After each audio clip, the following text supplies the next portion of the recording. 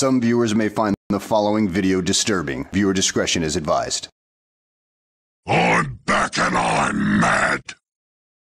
Sundancer. Alright, mate, how you doing? Welcome in, chap. I was watching your latest unofficial hobby hangout with Jerry.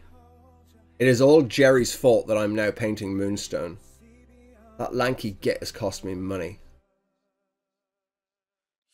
If it wasn't for him showing off his Moonstones on that was a weekend, or we wouldn't have got into Moonstone. Yeah, I was watching your unofficial. Oh, I heard it. Seen the clipped version.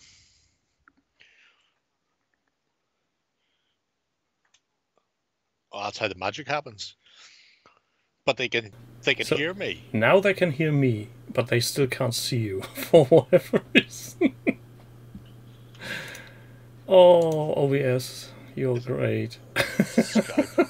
Well, if I change my camera to a different camera. No, it's OBS. It's not picking up Skype correctly. Hold on. All right.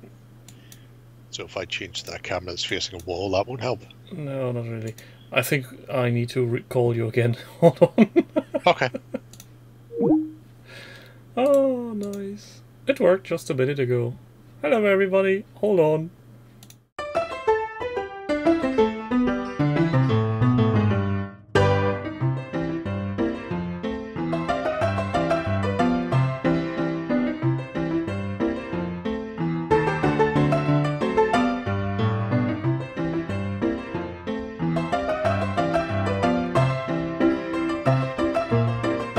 I can get it. Yes, there it is. How do I?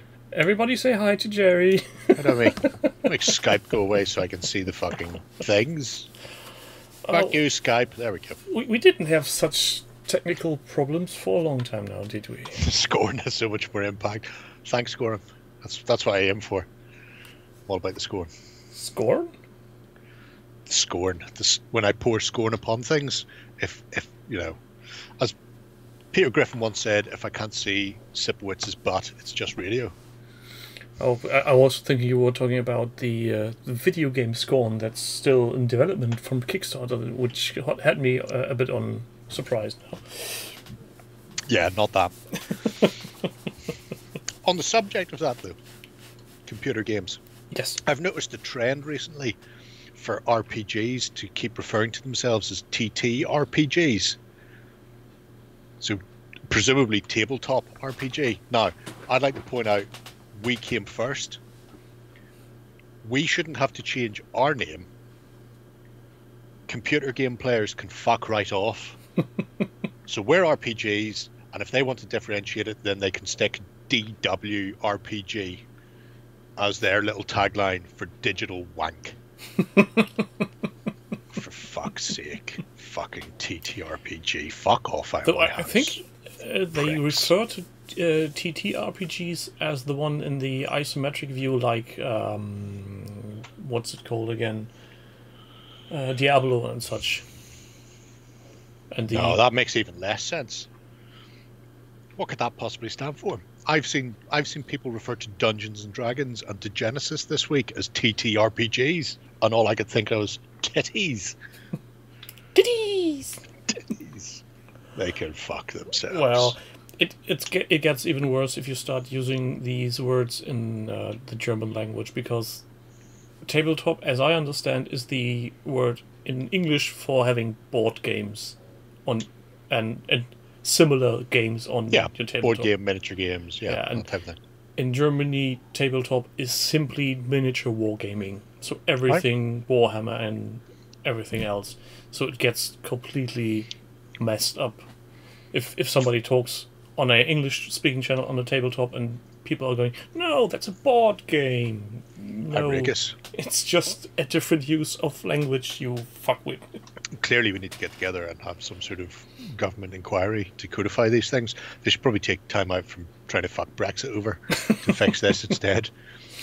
Yeah, we need some kind of universal dictionary on how things are defined. And RPGs are pen and paper offline with books and smelly, greasy, grubby hands. And miniature CRPG. computer I've never role-playing heard games. it. Yeah, I imagine. Yeah, Baldur's Gate, like. Yeah. There you go. So they've already got one. They don't even have to change to my DWRPG, although I will use that. I'm going to try and work it into the Weekender this week, actually. I won't say what it stands for. I'll just go DWRPG. Yeah, it's an interesting world, to say the least. Before we start, I need to show off a bit. I started hobbying again. That's fairly off topic, Crispin. But thanks for sharing. I did see your project. The Red Panty project, which we will get to in time. It's not this week. Not today. Not today. So, people may or may not recognize this small here building. Yes. I'm aware of that.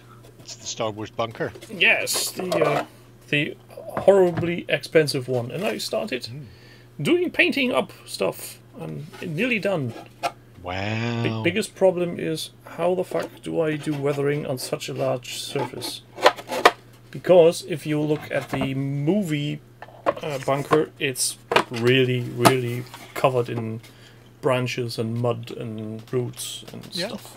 That you start with one panel and work your way around. You need to thank me. I'll give it a try, I think. Even though the panels are big, to say the least. They're not that big. Well, I'm looking at the one Han Solo's standing up against. Pigments are your friend for that. Don't use paint. You will run into a world of hurt with paint. Pigments everywhere. Chromium oxide for the green. In fact, they've probably used chromium oxide now because that's that's fairly vivid. Yep. And then dirt, a grey. Yeah, for brown, I'm going to scrape up some more of the whatchamacallit. Don't put them on with alcohol. No, I was use the alcohol to fix it afterwards. Put it on with water, and it means you can add more or take away. Yeah, that was the battle plan for this. Yeah. Let's see how bad I can fuck this up. Unless you're going to do streaking effects and stuff, like Vallejo's acrylic streaking effects, all right. I would still prefer the enamel ones from Meg or AK or whatever. I think I'll try something. So, shall we? Where is it? Start with projects, or do we want to talk about sure. Duncan Rhodes painting Kickstarter? You talk away, mate. I haven't looked near it. You haven't? I think I'm looking at it in the Weekender on Friday, so that's time enough. So I honestly don't care. It's Duncan Rhodes and a fella from Privateer Press who initially helped develop their own paint range. So I'm going to go out on a limb and say it's P3 in a dropper bottle. It's definitely not a dropper bottle of any make I've seen before. It looked a bit like War Colors initially, but I think that was just the mock-ups. And then he's doing it with Dunk from... Well, not doing it with Dunk. What's the fucker's name? Who cares? Anyway, he's doing it with a guy from Privateer Press, so it'll just turn out to be P3. Which are a good line of paints. Although I just buy the P3 ones, where you get, I think, twice as much. Yeah, the bottles aren't exactly cheap, nor is the shipping. Is it right? Presumably they're shipping it all from the States, from wherever Privateer Press get their make. They said they are shipping from US, UK, and a European vendor. All right, okay. So US and UK shipping is actually relatively cheap. I think about $4 for any pledge. Mm-hmm. For the EU pledge, it's $20. Even if you only buy one bottle for $4. So does the postman come in and give you a hand job though before he leaves? he better do. Does. Well, stand at the front door, hand you the package to sign, and then just cup and squeeze. Yeah, please be gentle. It's my first time doing it via mail. It's fascinating. Yeah, Dutch. It's not just fuck the EU. It's every country besides the US and UK that's having a very big chunk of postage added. I'm shocked it's that cheap for the UK. Because there were issues with sending paint in the UK for a while. Maybe they've resolved those. Maybe it's because he can import them in large quantities and just has to handle one shipment and then. It wasn't. It was internally. They were limiting the volume you could send. At one stage, it was limited to the amount of pots, so you could send 4 5-litre pots of household emulsion or 4 dropper bottle pots. They counted as being the same thing, and you couldn't go over 4 pots, which meant paint sets and immediately went out the window. It took them a while to stop doing that, but it meant that you had to courier everything, so it cost a fucking fortune. Yeah, the biggest thing is the large painting set, which has his 60 bottles, is including shipping a little bit above $200. If I was a betting man,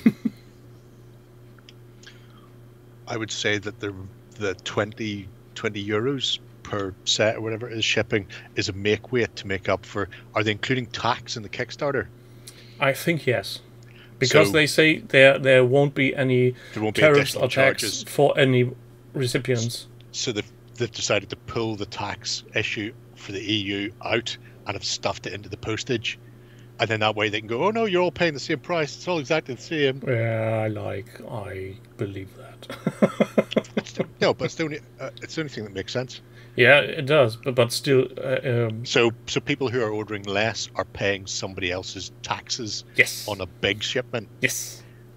So if you wanna get the paint, you need to get big. Otherwise, you're being ripped off by some cant in France, probably. The cheapest way to get the paints was use the early bird for the complete set, which was $180 plus $20 shipping, because it was the big thing. So $200 for 60 paints. That's $3.33 per 15 milliliter bottle. That's too much for a paint bottle. I'm trying to think how much Vallejo is. Vallejo's the under 3 for 18 mil. If you buy, I looked that up earlier. If you buy the Army Painter set, which has 50 bottles, you can get that for around 80 euros. So that gets down to less than 2 euros per bottle. Oh, there you go. And no thanks, Duncan. I'm sure I'll find out all about it whenever I have to sit and look at it in the weekender. What struck me the most irritating way was when he first announced he's doing these paints. I'm pretty sure he said something about like that they had talked to specially formulated. Yeah, and they talked to other creators, and they had tested the bottles and had good things to say about it. And I couldn't find any testimony whatsoever on the Kickstarter. So either there weren't anybody who tested those paints, or the testimonies weren't so good. Don't know. Time will tell. I'm pretty sure when the Kickstarter is delivered, there will be several reviews. Oh yeah. Oh fuck yeah, they'll be everywhere. Doesn't matter. It's GW fans moving on to another GW product. Just like the GW branding. Want to pay too much for your paints, kids? Yeah. Got you covered. Exactly. So our first project of the day then is this is a cheap and cheerful one. A recurring one. We have watched this from the very early days, once or twice. There's been a little update a little while ago, but Royal Paint 621 does magic attack. It's mostly just because I'd kind of forgotten about it, and I was trawling through some stuff and I came across it. I was like, oh yeah, that could be interesting. So, essentially building his own sci-fi manga skirmish game magic thing. It is a work in progress. Yeah, he uses proxies. Yeah, he's using proxies for everything. Hola, Mac. Hello. So you can download various unit stat cards and stuff and give it a blast that way and see what's actually happening. There's the blurb on the left there kind of explains all. But it was partly for that and partly because we talked about him in the Weekender, in the XLBS show, months ago. And I think I just made Lloyd go and find his project, because it wasn't one we were supposed to be talking about, but it was like, you should see this with his possibly hex configured terrain. Might be why I was showing it off. I fucking don't know. Anyway, he never seen the episode and was asking, did anybody remember? So it's Kevin Fisher.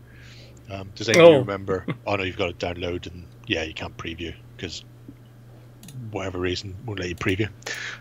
So if anybody can remember when I forced Lloydie to go and look at, I'm fairly certain it was a massive Japanese army on hex-based polystyrene terrain that he cut himself. Then he would very much like an answer in the forum post. I started looking through old XLBSs. I went, I have fucking no clue where this is. So, you know. So partly to show you a strange mashup of manga, future war power suit type thing plus magic as a little skirmishing game that you can fuck around with, essentially, and see how it works. And I think he said he started that as a spring clean challenge. He'd been working on it on and off for 5 or 6 years, and then decided to start the project for part of the spring clean challenge, or revisit it for the spring clean challenge. I suppose it must have been, yeah, because it was only like a week out. But regardless, he's gone through several iterations of rules, and you can, if you do download them, you'll see that there's a couple of different factions in there. I quite like how he's done it as well, because the it's like an A4 page, but it's half and half is upside down. So when you print it out, you can fold it over. Yeah. Printer friendly, as the kids printer say. Friendly stack card type things, which I'm all for. Because when left to my own devices, I spend a lot of time putting things into the printer and then turning it paper upside down and putting it back in to try and print in the back and getting it arse about face. Yeah. But yeah, so that's why that's there. Do you know if the picture in the background, this card, is that one of his creations? No, that's Soda Pop. Oh, okay. Soda Pop. So that's just eye candy to get people recognizing his project then. Nice, nice. Could be. Next one then is Collins, and he does Imperial Assault. He does. I had a choice of Collins-based things, and I decided to go for this one. Imperial Assault, the game that's in development limbo at FFG somewhere, maybe eventually. I imagine they're just going to turf it all together, because who really has time to produce miniatures? I think just get back to producing cardboard tokens and cards. Surely they don't have. I'm just happy that I've got mail today that the Star Wars Talisman Edition finally ships. Really? Yes. From USopoly? No, Asmodee, Germany. Well, yeah, but they must be shipping it for USopoly because they're the people who made it. Oh, I wouldn't know. They were to send me a copy, actually, when I talked to the fucking developer a year and a half ago. Still waiting. If you see this, you're a cunt. Cunts! All cunts. But Shut up, you cunt! This is mostly just to, I think, insult Ben more than anything else. Hey, Ben, you're not as good as me, is what Colin says while doing the equivalent of wheelies up and down outside Ben's house. Driving donuts around him. Yeah, with his painted Star Wars Imperial Assault. On clear plastic bases. It's even got Hando in there, who's not a space pirate. See, there he is. Say his name and he will appear. Yeah. It's all good. All good in the hood. Yep, you should go away while we insult you. You can come back in about 10 minutes. It's going to take us a while. There's a lot of pictures to insult. Haven't seen any mode lines yet. I've been looking. John seemed quite annoyed that I kept focusing on the mode lines. Yeah. How could he not see those? Especially, how could he not foresee that you would be pointing them out? You know, fish bite hooks, what can I say? Maybe it was intentionally. And he's very lazy. I've seen him build an awful lot of stuff, and mold lines and cleaning up sprues and stuff just doesn't happen. Well, nobody can be so thoroughly with mold lines like you are. Or Yeah, should you I know. say so obsessed? I'm not obsessed. I just don't like the.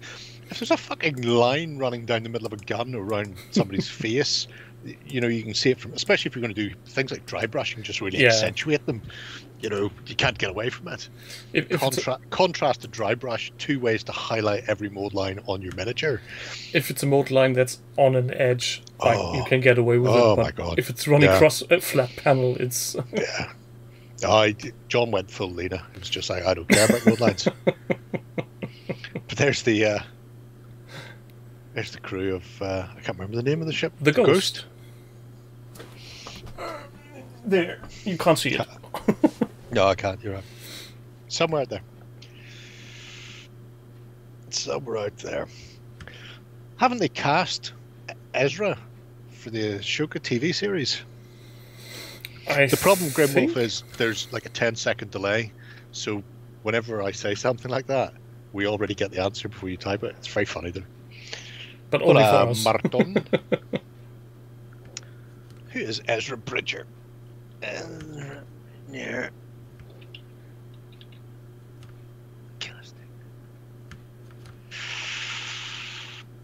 I like his comic booky style painting job.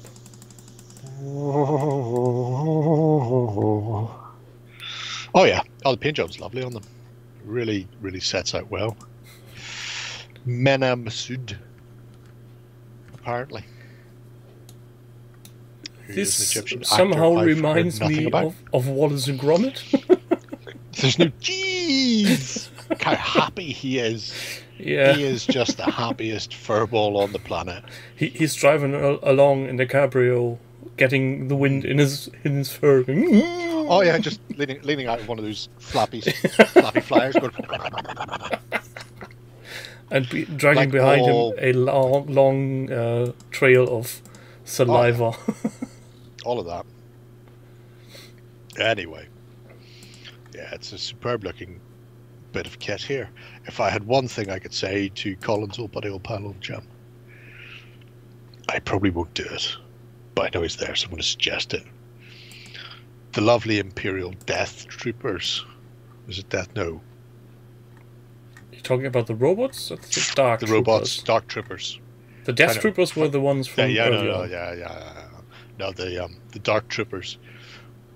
Just a gloss varnish on them to make them shinier. Yeah, they need to be shiny. Because I think they would really pop then. And also they are shiny in every iteration. The ones that were on the video game and on the show. Never mind that. The ones that were in Dark Empire were shiny as fuck. Talk for yourselves for a small moment. I've got a daughter wanting to talk to me. Okay.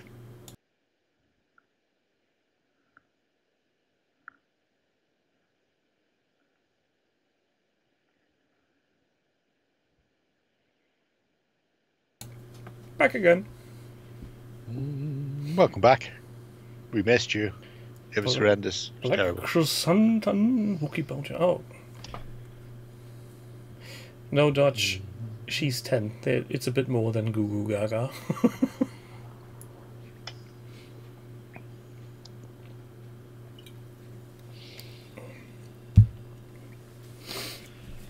So, where was I there? What We were annoyed me a saying bit... about glossing shit up. Yeah, because they were actually very, very shiny and black. What annoyed me a bit about most of the Imperial Assault miniatures is that most straight things are very bendy, as seen with the other laser swords. You know. And- That happens with all of them. And some of the guns. But then again, it's a board game, so I think we can forgive it. Yeah, I mean, it happened with Legion. And it's technically not a board game. Yes, that's very true. Weequay! Or one of his relatives, we don't know. Yeah, this is a very Comprehensive. exhausting project. Oh, look here. Depends when you dip in and dip out.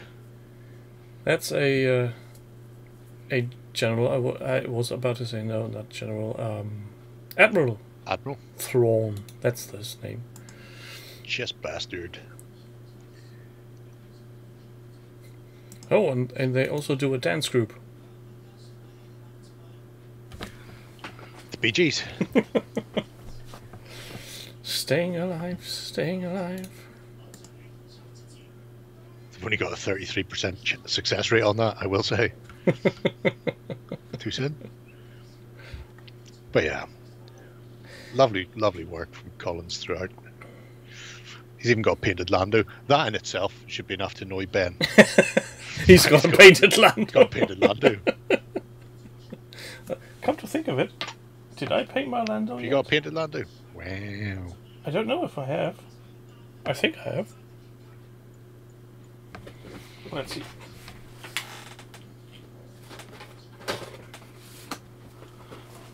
Well, I don't think I have painted him.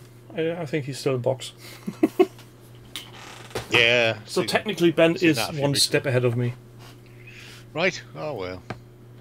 You have to catch up on Ben. That's embarrassing. There are things that can't be helped.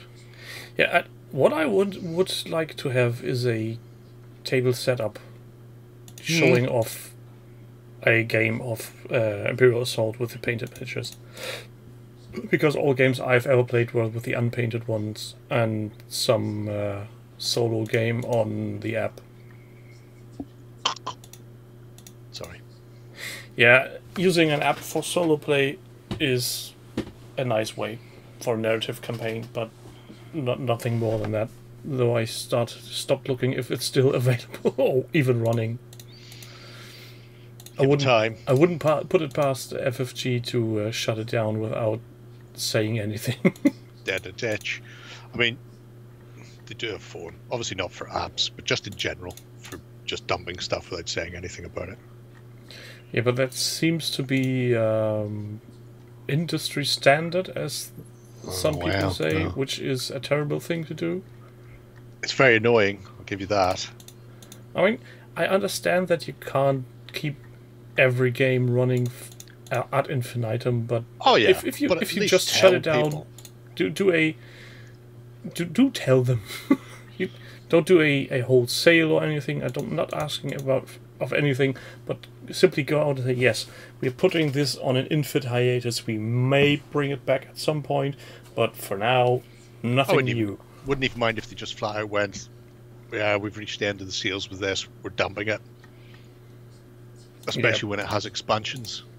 But I don't think people a chance to get expansions. I don't think that would be anything they would really want to do. Then again, well, they did it with Tide of Iron. Did they? Cunts.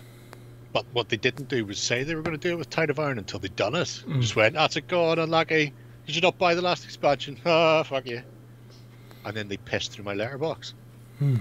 It was terrible.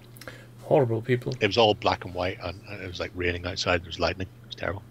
Very shocking. Let's just hope the neighbour's dog got them. So, never got the... And you can look at it on eBay every now and again and see the price that the expansions go for, and you're just thinking, no. Yeah, eBay is a very interesting indicator, to say the least, for when games go out of sale and people go wonky about wanting them. Yeah. Well, I mean, I didn't have an Eastern Front. Western Front, yep. North Africa, fucking nailed on there. Never got to play in the East. It's terrible. It's an outrage. It's an outrage. Outrage. Still got that, doesn't it? So now he's got pretty much everything done. We look forward to seeing the battle reports coming. Yeah, battle reports, and maybe even do a video. Do a video. Well, a playthrough. Do a video. Then we can all complain about the video. Yes. Somebody complained about my Clash of Spears video today. What God, so much of the table, wide leads, you can't see anything. It's all happening at the far end. It's just a lot of dead space. It's just like, you know what, mate? They were in Argentina. Lady was in Denmark. I was in Ireland. How about you fuck yourself? Because it's on my channel, not on OTT. You just fuck off. Oh yeah, that's. This wasn't made for you. People sometimes, how do we put it? Are entitled cunts. Terrible cunts. By the way, if you ever pick up Raise a Glass to Freedom, which is a Berliner Weiss with passion fruit. It's quite nice. Could you hold up the can so I can see it? I'm going to go out and limb and say you're never going to find that, but No, probably not. brewed in Belfast, is it? Or canned in Belfast and brewed somewhere else? Nope, brewed and canned in Belfast. But weirdly, they also have French stuff on it. They must export it somewhere in France. Weird. Yeah, Raise a Glass to Freedom. People are like that. So Now we're going to go back to the gift that is Imperial Stout. Oh, we should move on. yeah, we spoke about Lena just now, so we might just look at her project. Since you're busy, I'm going to put the link into the chat. Right. There it is. Well done, you. And this I would have is, done it, but I've got more important things to do. Apparently, I'm not even following this project. Arena Bags Dunkeldorf. Yeah.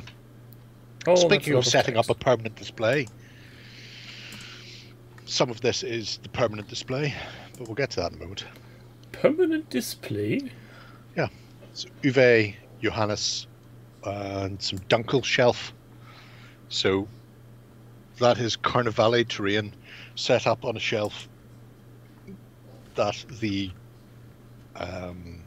Dunkeldorf miniatures can be displayed permanently in a little diorama-esque setting. They have their own little city that they can stand around in on a shelf. I'm not saying that is the best way to store miniatures. Well, I'm saying it's certainly the dustiest and the least efficient way to store miniatures. But at the same time, probably nicer than having 30-odd figure cases in the roof loft. So, you know. Yeah, and also I think this is... let's face it, the terrain can also be used for gaming, so if she just takes out the shelf and puts it on the table, she's ready to go. Yeah.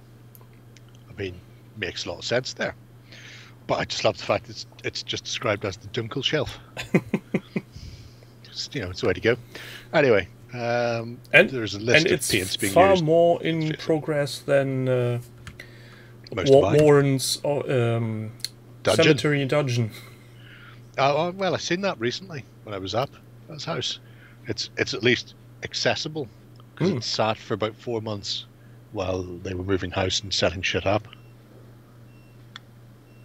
Maybe he'll at some point squirrel his way back to it. Well, it would be a shame if all these ideas he had would go to waste. Oh yeah. May I just focus on the fact that Lena is doing more painting on her nails than on this terrain piece? You can. I will say that is the reason. Well, not that, but having seen pictures of her miniatures before with the nails with shit like that on it led me down the rabbit hole of how the fuck did you do that, and then stampers, and then me doing a jerry can on stampers. Once I discovered this was a thing that existed and you could do. So I always wondered how you stumbled across nail stampers. well, you know, obviously everybody has their nail stampers at home. But no, yeah, I sent me some pictures of work in progress things. It's like, some fucking awesome nails.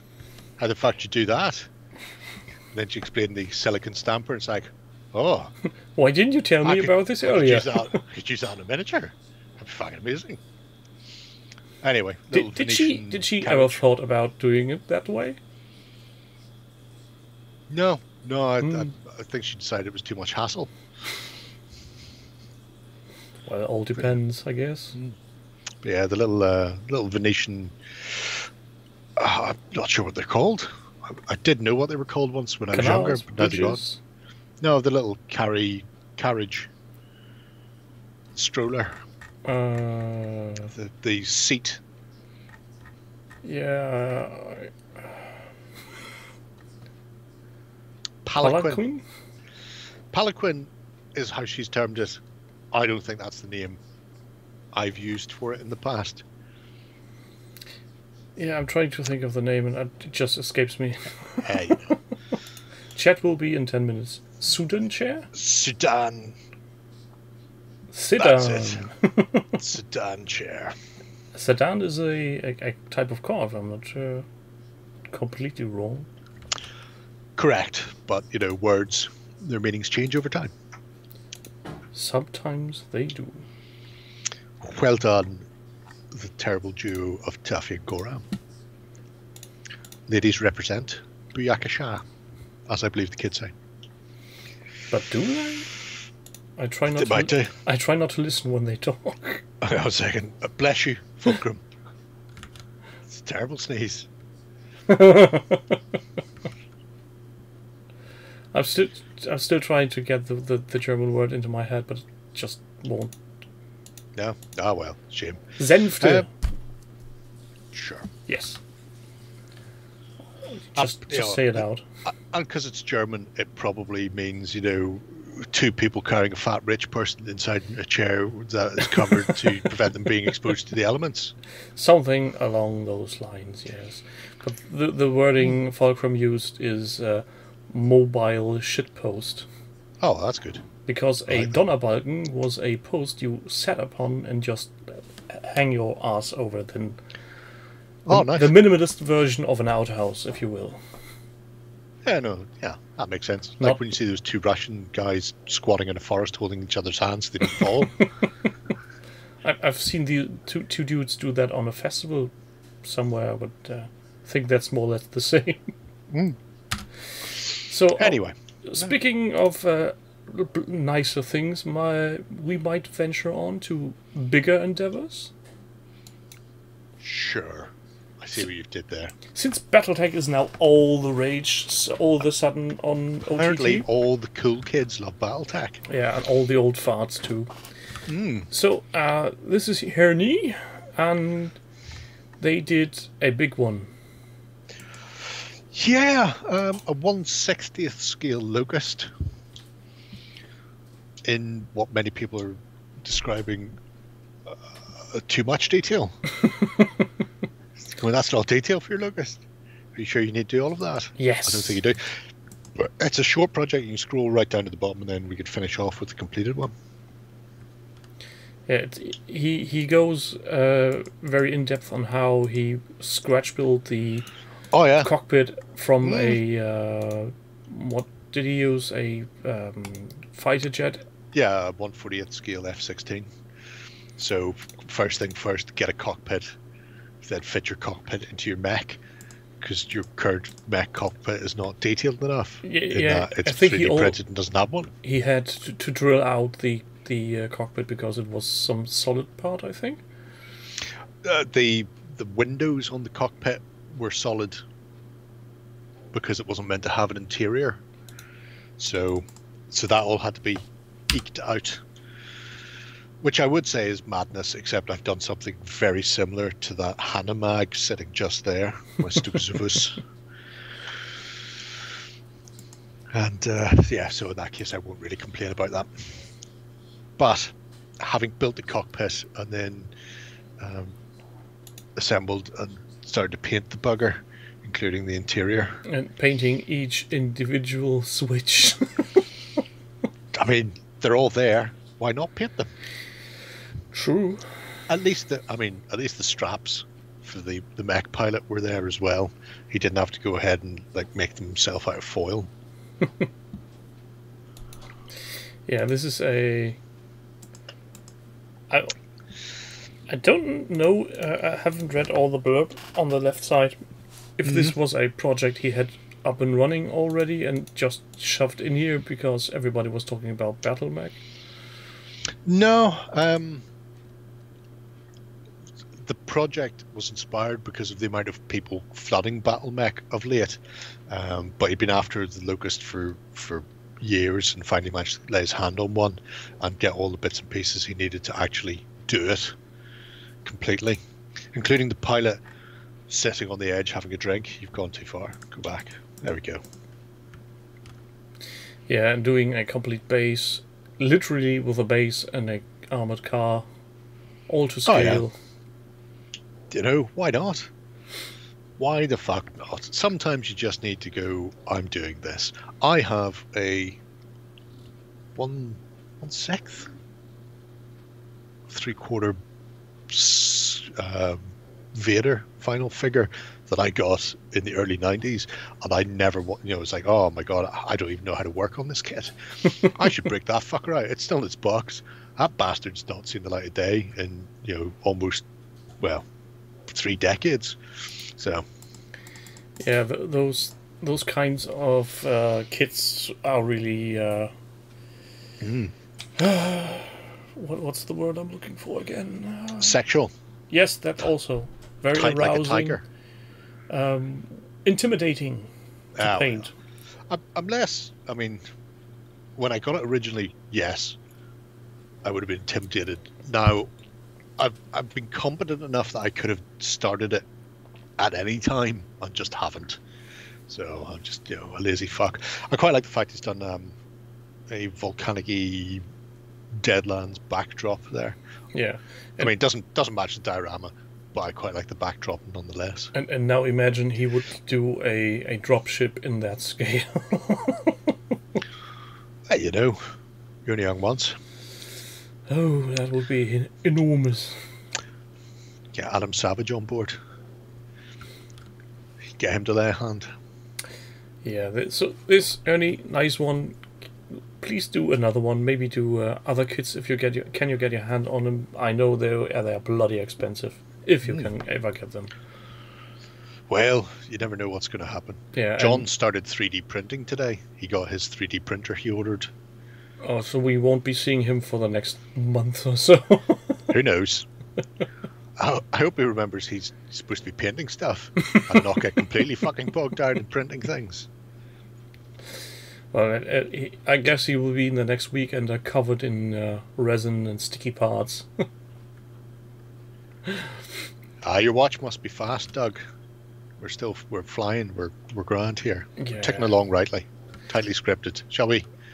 Yeah. Shall we go and have a look? Since Go you started with him. Moonstone. Since you started by insulting me vicariously through Steve, who I'd like to point out is much shorter than me. So yeah, that's how that one goes. The funny thing is when Steve said these words on Twitch on his channel, it was literally the moment I stumbled into his stream to see what he's painting. That's why he was just greeting me, and I all of a sudden remembered, oh, you can use clipping feature on Twitch. Where's the damn clipping button? I need this. Clippity clip. And clip, clip. yeah, then I needed to put this in front of. Well, he says you're to blame, but I say it's his own weak wallet that causes him to buy stuff. Yeah, definitely, 100%. Yet, 100%. I can't be held. I can barely be held responsible for what I do. Don't shoot Never the mind what messenger. other people do. Don't shoot the messenger. It's always your own fault. That's why I'm keeping my wallet tightly closed. Well, but there's a nice description, if people haven't been following the actual paint-alongs, of not only how he painted it, but why he chose certain techniques, which is fascinating to read. And then the completed ribald, because I think we were here when he was doing the glazing work, that sort of thing. But now, 2 weeks later, done and dusted. Say 2 weeks, more like 3 weeks later, actually. And it's a lovely looking paint job on it. I'm still very amused about the sculpt itself with a cannon on top of his head. Yeah, you know, it's a way of doing it. And the happy but have one there. almost passed out way he's looking out from his helmet or whatever it's called seems to suggest that firing does a little bit of damage to the brain. Doesn't matter how big the cork is you stuff in the ear. The ramifications, the vibration alone of external combustion will not be dissuaded. But it's just. I'm guessing he's on some beautiful. kind of permanent high now. Well, you know, it's better than being the Goblin firing. Well, the Goblin seems happy too. So yeah, everybody's happy. We're also happy. They all beautiful flow. miniature, lovely sculpt as well. I should really finish off the ones I sort of speed painted. I say speed painted, speed coloured put colours on to play with Mick when Mick was down. Now that Free's in the country, maybe we'll actually get a game on camera. So I should probably finish off what I've got. And then we will finally have a size comparison between you and Free. I think we all know that she's going to be shorter. Yeah, that's a given, but will it be Sam levels of being shorter? I'm trying to remember. I'm pretty sure she was standing beside Ben at some stage, so no, she's not quite that small. Stumbling from one big guy. Hold the fucking phone. We have a mad cat in 1-to-1 scale. Now, do you mean you've got a small, furry, clawed ball of death? Or do you mean that you've got a mad cat? And while we wait on that response, yes, let's move on. A 1-to-1 scale mad cat? Yeah. No? So, Adeptus Mechanicus... Kids will do anything for Dan Lee. What did the kids do for Dan Lee? Anything he wants. This is a return to the 40k Hobby Weekend project. Now, in many respects, some people would say he's just taken that previous unit and then slightly changed how they were sitting in that light box and taken another picture of them. Well, he suggests that they were actually a second unit painted to look exactly the same. And I will say, if that is the case, kudos for managing to maintain consistency across 6 months. Yeah, if you look at of paint and colours. If you look at the bases are definitely different. It's easy to break them off bases and put new bases on. We've all been there. Probably. I don't know. Anyway, this was one that I imagine I must have seen it during the 40k weekend, but since they kept making me wonder about talking to people with a microphone, like some sort of insulting Terry Wogan lunatic, I possibly missed him. Who knows? It's an interesting color scheme. I'll give him that. Oh, purple and orange are a great color scheme. I mean, it's very good for the UVF, obviously.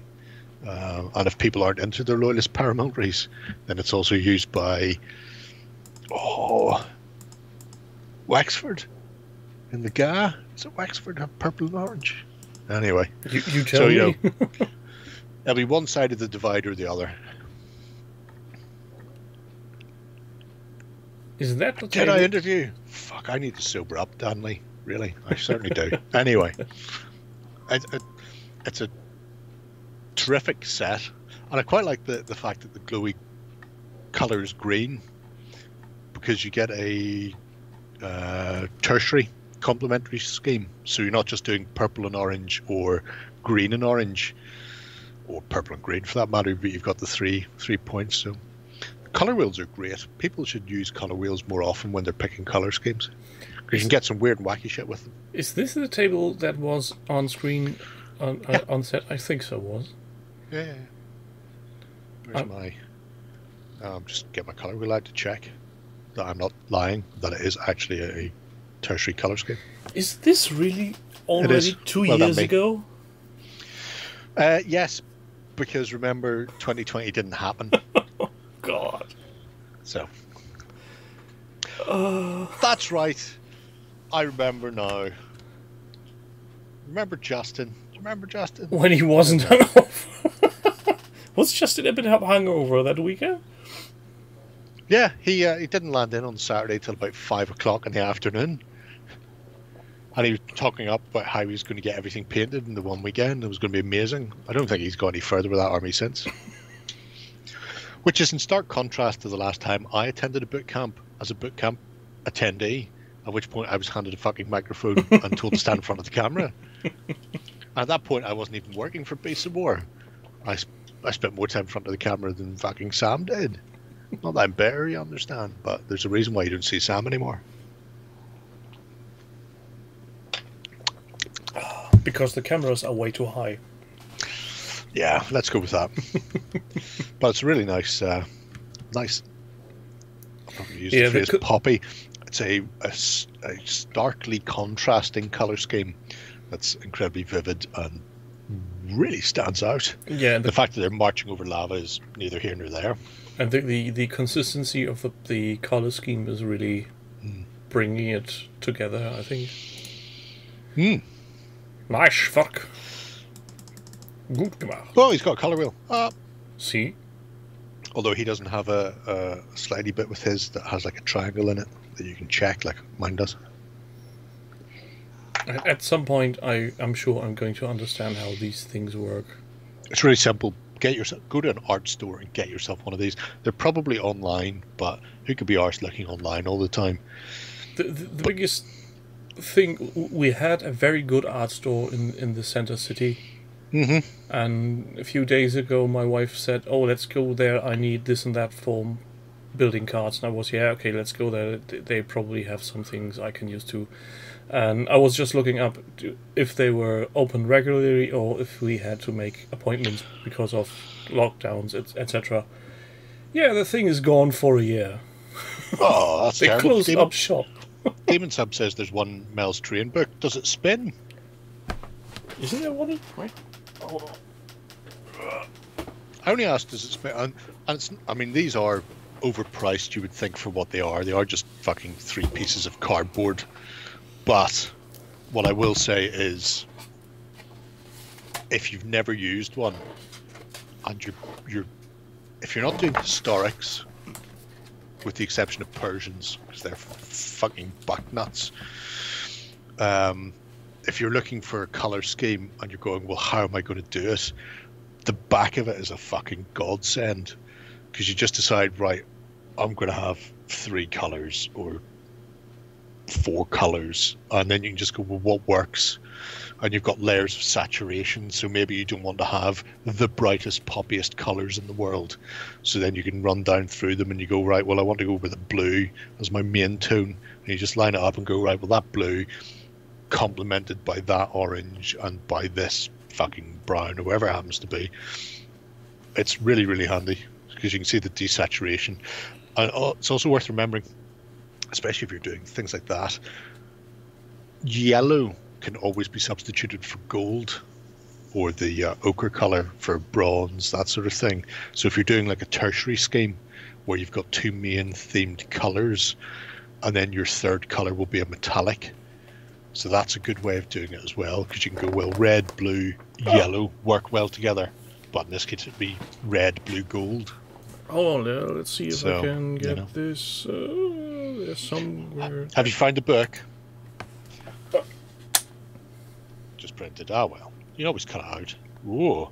Ah, sweet zombie Jesus.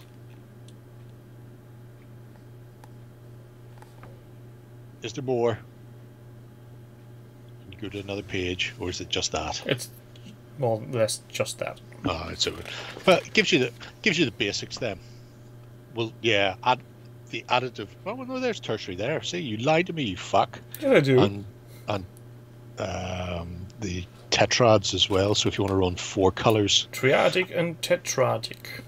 Yeah, so really, really handy. If you don't pick up Mel's Terrain Trader book, you can get these from art stores for, I'm going to say, about £4, which is fucking pricey. I'm guessing. What can you do? I'm guessing the where you can buy wallpaper and paintcraft should have similar things.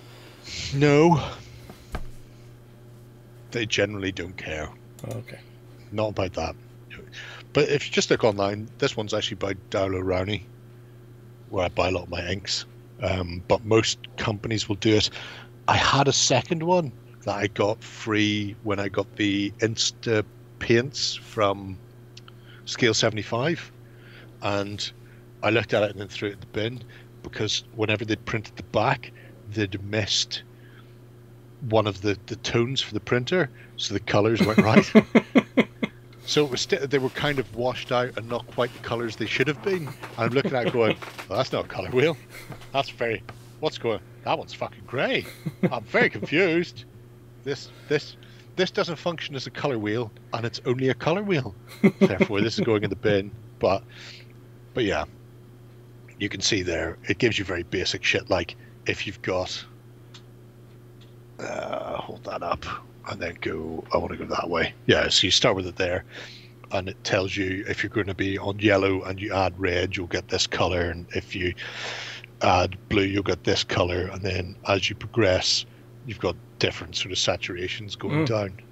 And the back has that tertiary and tetrad stuff that you were looking at in Mel's book. And again, you can see the different saturations, so from sort of more saturated to less saturated and pastel, and you just line them up. It is a fucking godsend if you're doing weird shit. If you're painting beetle armored spires faction and you're going, what goes with turquoise, you can see what goes with turquoise depending on how many paints you want to use. So, you know. Yeah, it's. I think it just looks a bit uncomfortable to use, unpractical at first, because I never used one. Yeah, no, it's super simple. So, barely an inconvenience. Speaking of painting weird shit, what are we looking next? So this is a multi-person project. No. Weirdly, Goram, apparently only me. So much so that the Greeks offered to send Leo across with his Wadron to play against my spires. And I went, that sounds great, you should definitely do that. However, you should also bear in mind that there's a 10-day isolation period for Northern Ireland. Why does Warren and Lloyd have time for doing a project? Well, I put it to you that Warren, Gaz and Lloyd are planning on having a mega game of 40k at some point in the future, with Warren using orcs, which will be all the orcs on the shelves of the studio, Gaz using his Deathcore of Krieg that he has been painting up, and Lloyd using his Imperial Guard that he may or may not have started. He hasn't. However, of this triptych of hobbyists, only one person has put anything in, and it will probably not surprise you to learn that this is mostly Gaz. Actually, I tell you a lie, Warren started it because the way these multi-people projects work is one of us have to start it and then add the other people. I did it with Holly, so she was getting rid of her Tau. So a user can start and ask for you to add other people. It needs to be a team member that starts it. Yeah, essentially you need to go, I'd like to do a multi-person project with Mech showing off Clash of Spears, and then I go, not a bother, and I'd set it up and the kids would run with it. I only say that because I was looking at his private project again today. Also, for people who do projects and keep them private, I'm still looking at them all. Yeah, I think at this point everybody is aware that you're still watching their private parts, and always. I'm just waiting for the next trains battle reports. What was the third word? Trains battle reports? Saga. Saga, or was it? Saga Trains Battle Report. What can I say? Horrible people doing horrible things. Terrible bastards being terrible bastards. Cunts. But if you're not in the House of Water and haven't seen what Gaz has been up to, I was going to say you suck. It's harsh, but it's true. I think he also shared some of the pictures in the Share Your Projects Discord channel. Yeah, he does, but we get the better stuff. He's kind like that. Yeah, he's throwing you wastrels a bone. That's what's going on there. But I will say, as far as the Martian red surface goes, whoo, wow, isn't it? That's very red. That's some fucking red planet they're on. You can see why they've got. To me, a bit like squishable candy or something. Oh yeah, he's running across the strawberry lace planet. Strawberry fields. I like it because it is so distinctly poppy. Yeah. It almost makes sense then for the red on their gear. You're definitely not forgetting these on the table anywhere when packing up your stuff. Have you not seen? Well, to be fair, you wouldn't know bugger off because I nip in every now and again and comment, and then you reply to me. But it is private; nobody else can see that. The reason only I am ticking your shit up and talking to you is because nobody else can see it. Oh, Tuffy, how did we wake you? Was it the saga or was it the cunt? Hey! Anyway. Fuck you. So, Gaz has been working on these as and when he gets time, and occasionally when he's travelling, he brings little pocket of things with him. I don't know You may notice that none of them are the new Deathcore. I think he's seen how bulky the new Deathcore are, took one look at them and said no. And I don't know if the effect is intentional or just happens because you got a dirty lens, but the slight glow on these is actually looking really cool. A bit of radiation. Totally intentional. You know, photographic artists like Gaz and myself don't do things unintentionally. It's all there. It's done for, narrative purposes.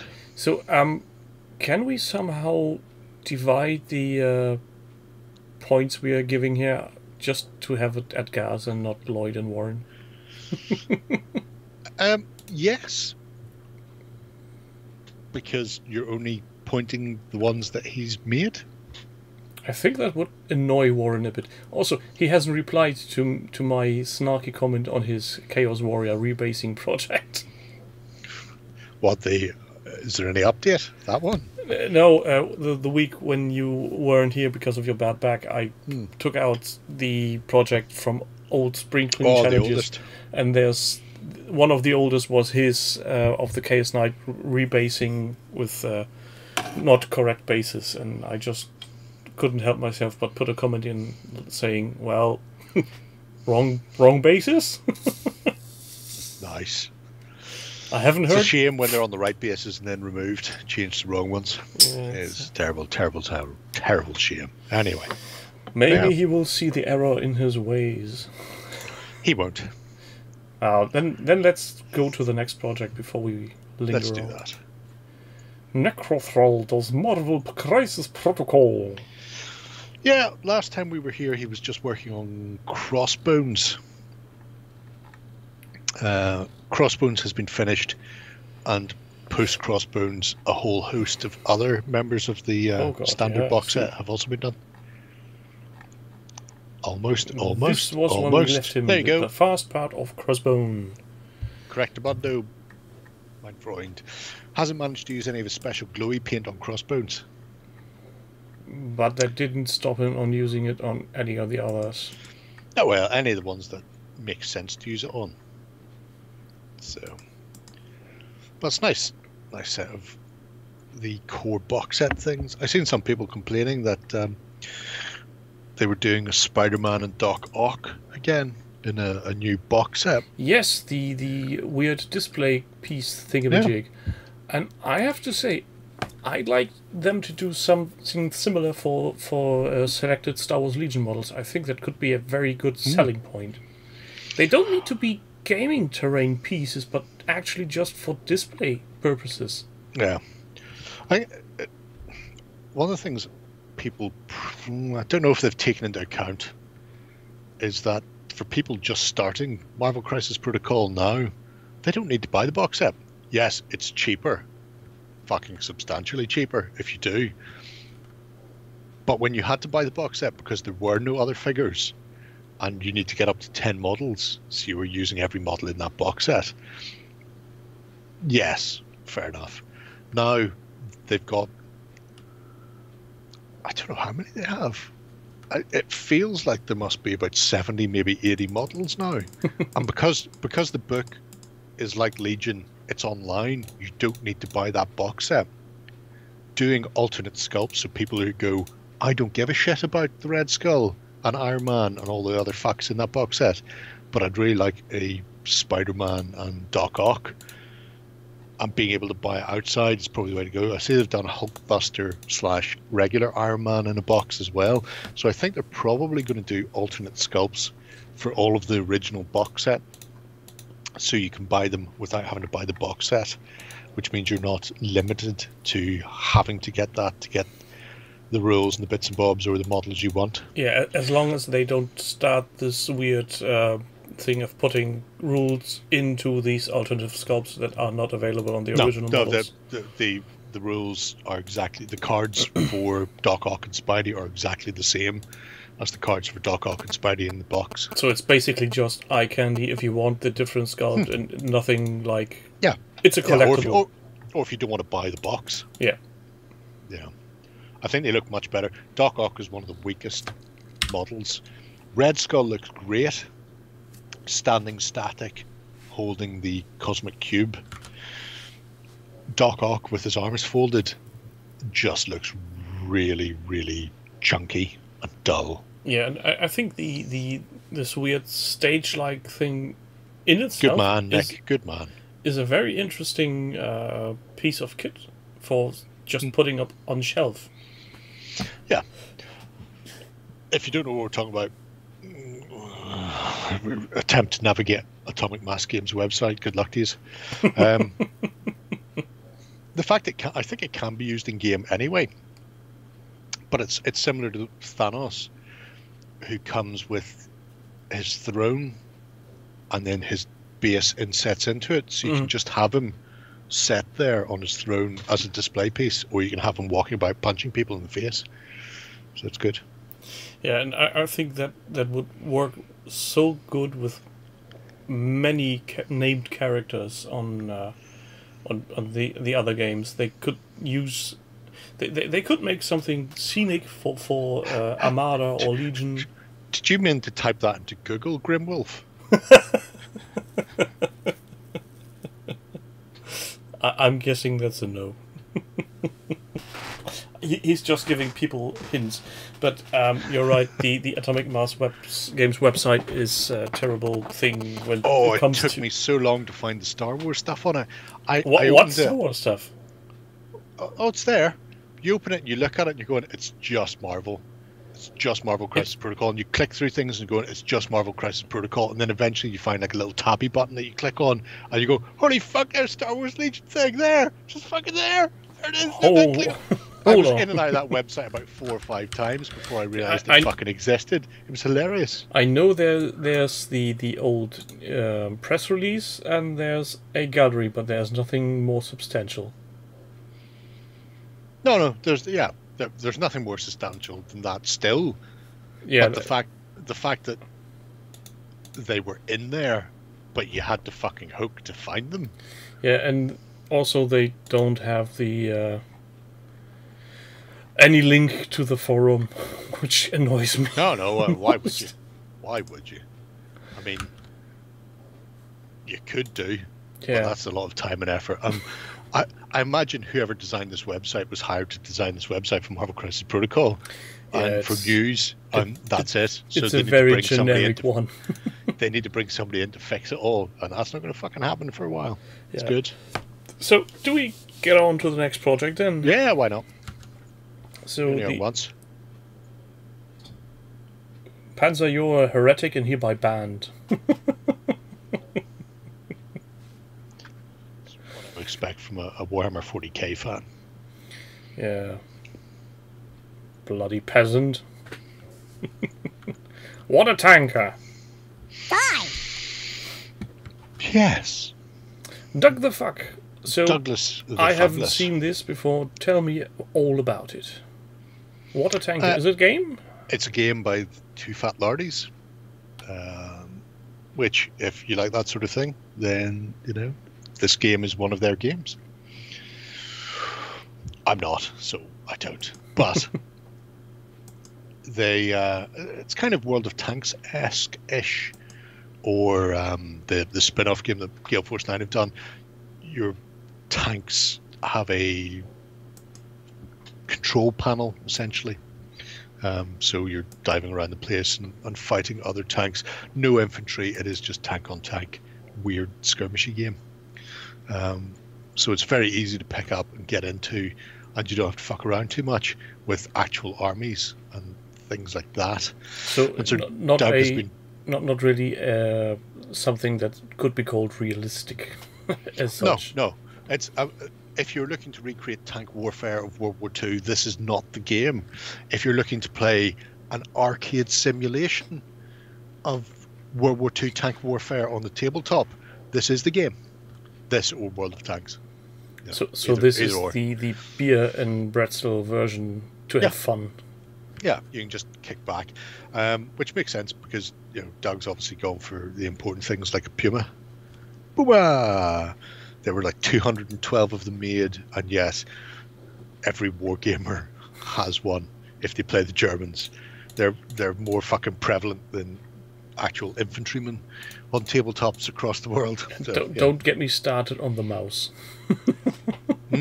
Well, I won't. There's one there. Actually, there's two there. That's more than actually ever made it. Well, no, they had two. One up on blocks. The other one made it to a testing ground. Neither of them seemed combat, but don't worry about that. But I quite like, and maybe this is one for you, that he's done deliberately. Stug the fug or stug in the hood. Pronunciation, question mark. Panzerfear out the door. Stuck the fuck? Or stuck in the hood. Yeah. Hasn't seen the devil screaming at Warren for his mispronunciation. It's called Nachtwölfe. But I do like it. I like the colour schemes. I'm not going to comment on whether they're historically accurate or not, because that could be a rabbit hole we don't want to go down. Well, no, it's not even that. They sent dye blocks to tank companies and platoons and went, do your own camo, fuckers. So if you're already in the field, if you didn't get a nice shiny new piece of armor that had been sprayed up in the factory, then you got a block of dye and were told to dilute it in gasoline, and then do whatever camouflage you want. And the Germans did some weird and wacky fucking camo patterns.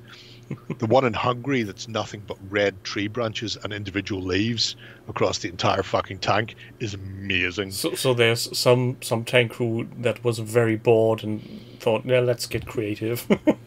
Yeah, we've a lot of time on our hands here, guys, and I don't want to die in Hungary. Therefore, I'm going to fucking paint this tank to look like a forest and hide in a forest. Boys in the chat, it's Stuck. Sturmgeschütz, you wankers. So literally, as long as you've got roughly equivalent 3-tone camo, reflective green, chocolate brown, and some form of dunkelgelb, then you're good to go. Yeah. Let's, before the heathens in chat go any further butchering the glorious language. Ottomans. Yeah. Holy Christ. Turks twice in 1 week. Sir Humphrey retired. That's the bunny. So normally Humphrey's doing stuff ECW, various other places like that, but he's decided to pull a Renaissance force in 28mm onto the tabletop, and in this case he's starting to work on some Ottoman Turks. So last week I was talking about the Greek Revolutionary War, and this week, holy shit, there are Turks everywhere. So it's literally only just started. Probably not everybody's cup of tea, but if you are interested in seeing some Turks with their fezzes and their jazils riding about on horses, then you should probably give this one a look. It'll be fascinating to see how they go. I really like the way he's painting the horses. He's painting the horses by the medium of fucking quick spray and a wash, because I've got too many of these fucks to do. That's how he's painting those washes. Or horses. Oh, and look, he's got the nail paint shaker, the one that I also have. That's very, very loud. Not very cheap. Effective, but cheap. And also can be used via the means of battery, so you don't need to plug them in. Oh, there you go. Happy days. The real question is, we now need somebody who spent £15 on that and £100 on a Vortex shaker to tell us which is the best. We have one who can tell us. Just look up the YouTube channel Diced. They did it. They did the comparison. Did they? Yes. Wow. I'm going to stick with doing this.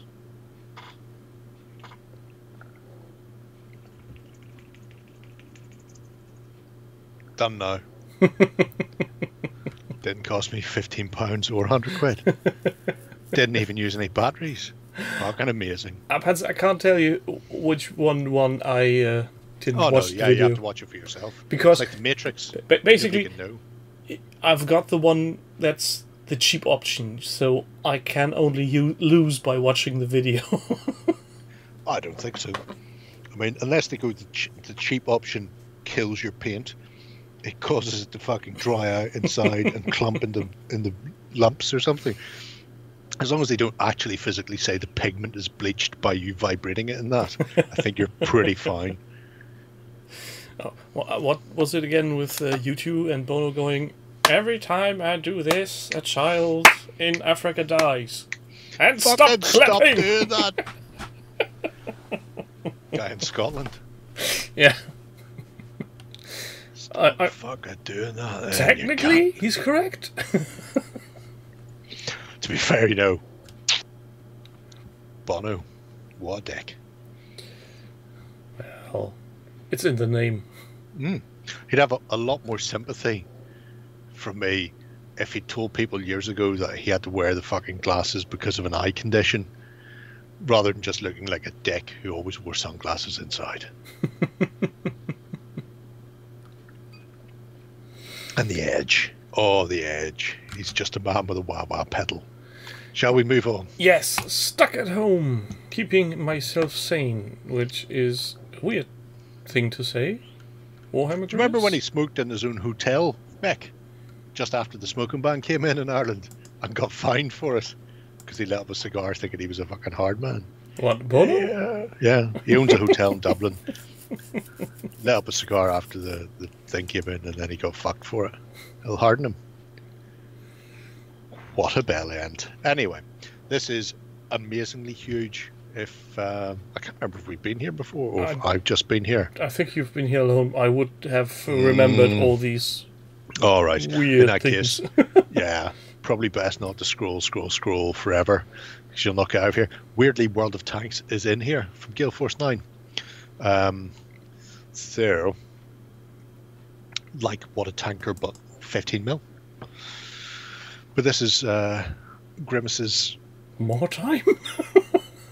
Yeah, this is him attempting to stave off the boredom of being locked in a house by himself, with a whole host of games, scales, musings, because there's some sort of, you know, I've read this magazine article and that's quite interesting. You know, so I'm going to give my thoughts on that magazine article I wrote. Holy shit, read. I'm only half through. I'm going to No, stop you're not, here. because this is the second page. Oh, God. So you're a quarter through. That's why I said don't go scrolling, and yet you went scrolling. Yeah, it's like telling somebody not to look at the accident. Of course, Well, everybody you know. looks at the accident. Don't think of pink penguins. None of that. But it's a obviously a lot of people started projects like this when they were in lockdown, where it was just a case of I'm just going to knock myself out with doing whatever. Yeah. Some people start projects, others start Yeah. podcasts. Yeah, Ninja Goblin, obviously great. That's a Rackham figure from way back in the fucking day. At one point, I think in January, he lined up all the shit he'd done in 2020 and took a picture of it, where you can see the very, very small and the very, very large crammed in together. And you look at it, you're going, that's not bad. But, you know, surely we could get a bit further this time around. I also quite like how there's a whole host of random Chinese films and TV shows and bits and bobs like that put in. And some podcasts sprinkled within. Just, you know, inspiration from himself or just shit he wants to listen to while he's doing it. So you've got a whole slew of things to interact with and to get through. And I'm going to say, regardless of what you play, there will be something in here that takes your fancy, catches your eye, or scratches an itch, because it is that Or makes you scratch your head. Yeah. I mean, look at that. He's even got one of the Games Workshop Watchtowers built. Mine's not built, for fuck's sake, and I've had it since they released it. Here he is doing High Elves, I guess? Yep, they are Swordmasters of Hoth. And he's a very... That's In a fact, very in fact, wide there's- collection of paints. Second type of Swordmasters of Hoth, because they're still metal, but not the original triangular bladed metal, which were Marauder miniature sculpts anyway. Wow. Wow. This somehow screams disco to me. I don't know why. Maybe it's the fist. Disco? Disco, you say? How very dare you. How very fucking dare you. There's a really nice thing about fantasizing history that is interesting. Maybe I'll talk to the kids about it in the XLBS. But essentially it's what ifs, like Marvel's What Ifs, terrific TV show, where you do things like, what if Hitler had invaded Britain? So Operation Sea Lion, that never actually came to fruition, or Pete's book was indeed there because he was talking about what if there was a civil war in the 1930s, for a very British civil war, and ways you can fictionalize or fantasize history. So what if the Armada didn't get fucked by storms and the Spanish actually invaded England in the 16th century? Things like that. You know, there's lots of interesting bits and pieces you could do. Was it on the weekend, or was it on a QI YouTube spot where I heard that if something, yes, Dark side, something. No, if the royal handing down of who's going to be king and queen had shifted to allow females before the First World War, one of the females that would have been Queen of England at the time would have been a German. Makes sense. So either Germany would have been a English colony or vice versa. You know, people need to remember the First World War was a fucking family feud of one bastard family. There's a photograph somewhere taken in, I think, 1913 or early 1914, before the outbreak of war, and it's the ruling houses of Europe, and like 12 out of 16 people in that photograph are related. English, German, Russian, Austrian, but they're all fucking related. That's what you get if you are inbreeding for hundreds of years. Oh yeah. You know, shocking altogether. You can't trust them. So, what's then the next one we have? It's like, I fight with my sister all the time, but, 50,000 people don't have to march into a fucking minefield because of it. Just saying, sort your own shit out. Don't drag us into your family fucking feuds. Cats. Next project then is Bolt We Action. were here. Yep. Hegemon Gary. This has probably already been spotted by people. Oh yeah, I think there was a large ooh and oh over on the forums. He posted it on Disco. I don't know if he posted it in the forum. Oh, it could be on Disco. Posted it on Disco. So it's a battle report of a game of Bolt Action with Belgies against the dastardly Germans of the Panzer Brigade 150, which is interesting because I've always read that as the SS Panzer Brigade 150. Different strokes for different folks. And somehow Japanese liaisons officer is also there. But it is a game of Bolt Action in the Ardennes during the big push, told by the medium of Microsoft Paint. Comic. Just say comic. It's a comic. And I fucking love it. It's like, what's happening here? Well, I can see what's happening here. We can see the big red arrows showing where people are moving to, and then the big pew-pew gun lines from the gun going pew-pew. Mon Dieu, we overshot. And shit like that throughout it is just fucking terrific. Whether it's the mortar going, oh, fuck's sake, we've missed again, or a incredible lucky shot from a anti-tank gun.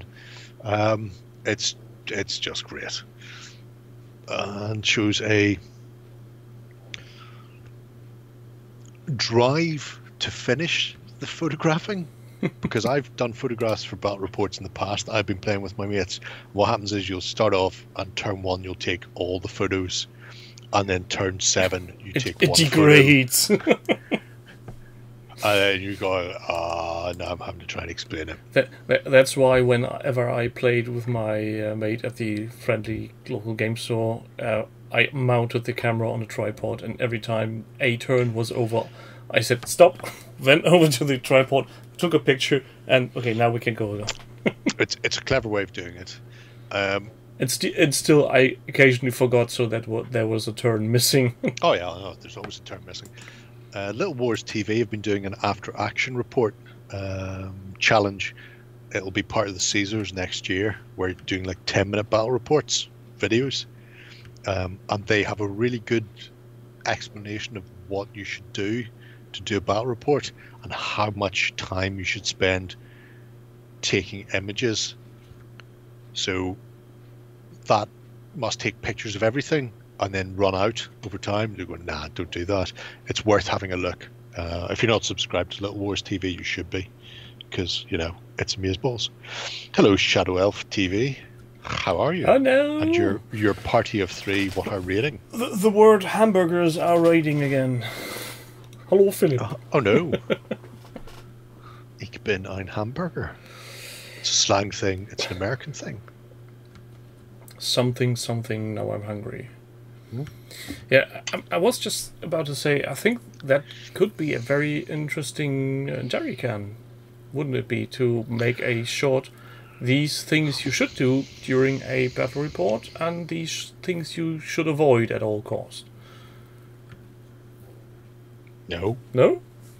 No. Why not? I'm not doing that. The fuck do I know about that? Here's what you do. You film a 3 to 4 hour battle report and then you hand it to an editor like Justin and go, edit that. Do magic. And then you walk the fuck away. That's how that works. Anyway. Yeah, so battle reports. Not saying definitely a shoe-in for a golden butt ding, but, you know, if I have a say in the matter, and I might, there's a fair to middling chance you may. Ben has to go on holiday at some point again. Yeah, he's on holiday in like 2 weeks. Oh, what I would say would be excellent is if we get PDFs of the armies that were used. You can do that through Easy Army. Just write your platoon, then export it as a PDF, and then just upload it into here. So would be interesting. Yeah, it'd be great. I'm out of Imperial Stout. Now I'm on to the Swedish cider, which it counts as one of my 5 a day. In fact, this counts as 2 of my 5 a day because it's strawberry and lime. So I'm with the Russians. Anything less than 13% doesn't count as alcohol. It's a soft drink.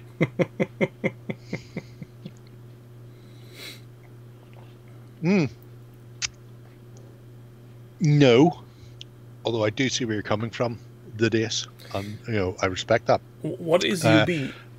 UB's Universal Battle. Oh, there's a program that I do use for battle reports called Battle Chronicler that I will be doing a jerry can on, which is exactly the old White Dwarf map technique. You can use it to play games touched as well. on that before. It's a nice tool. It looks a bit clunky if you look at it at first, but you get the hang of it rather quickly. It is literally amazeballs. I was going to say I'll sit tomorrow and do it, but I've got filming to do tomorrow. People keep me off with having to do filming. Cats. And I think I might even go as far and say, since people have used things like Tabletop Simulator more often, I think they would even get into Battle Chronicler faster. I have to say, Tabletop Simulator is great for playing board games. Jesus, it's fucking appalling for tabletop games. No, I wasn't referring to use it as a tabletop. No, I know you're not, but just I've attempted to try, because some companies have gone, we've got a version of our game on Tabletop Simulator, we can play you through it, and then you can blah blah blah, and then you try and play it and you're going, this is just fucking Friends horrendous. of mine played Legion over the Tabletop Simulator, and it's horrendous. Christ on a bike. I might be playing Clash of Spears on it. Lena, assuming this doesn't turn me off. entirely, because I know that Saga's on there, which means I can just steal people's Saga armies and then use them for Clash. But it's so annoying when you pick a miniature up and then either it flips itself over 180 and embeds itself in the table, or you pick it up and the miniature falls off the base because the way it's been put together isn't solid. Yeah. It's just clunky shit. Universal Battle looks like the old White Dwarf battle reports. You mean Battle Chronicler? No, Universal Battle. It is not going to win any prizes for shininess. There's none of this 3D trees where people going, ooh, it's like I'm playing a board, or it's like I'm playing a game, but virtually. No, you're not. You're playing a top-down, here's a big block, you're a big block, I'm going to move my big block to your big block and kick the fuck out of you. It's where the purple baby head of Doom came from in that thing from last week. But it plays beautifully in comparison to Tabletop Simulator, which is a piece of shit for war games. It is complete gash. If you're thinking about playing a war game on Tabletop Simulator, just go and suck on an engine hose for half an hour and save yourself all the fucking hassle. Universal Battle is slower because you're still not picking up actual miniatures and moving them. You're trying to do it in some digital 1s and 0 world, like that digital wank RPG. So it's not as good, but it will get you there in a shorter amount of time and is more forgiving. Battle Chronicler, you can I know a fella in Greece, Nick, who plays using Battle Chronicler as an online game. So it can be done. It's just not what it's made for. It's made for writing battle reports. But yeah. Yeah, maybe we should go on to another project for you to calm down a bit. I am calm. I'm not shouting. You're shouting. Yeah. Hello, Darrells. Welcome to the club. I'm 100% with you there, Martin. They're two different things, and they do what they do very well. If I want to play a first-person shooter, I'll play it on a computer. If I want to play a miniature war game, I'd much rather play it on a table. Sometimes if life/pandemic gets in the way, yes, I have to play it digitally. There are certain things work. Tabletop Simulator works beautifully for board games. I've played quite a few board games with companies teaching me rules, and it's great. What it doesn't do is miniature war game.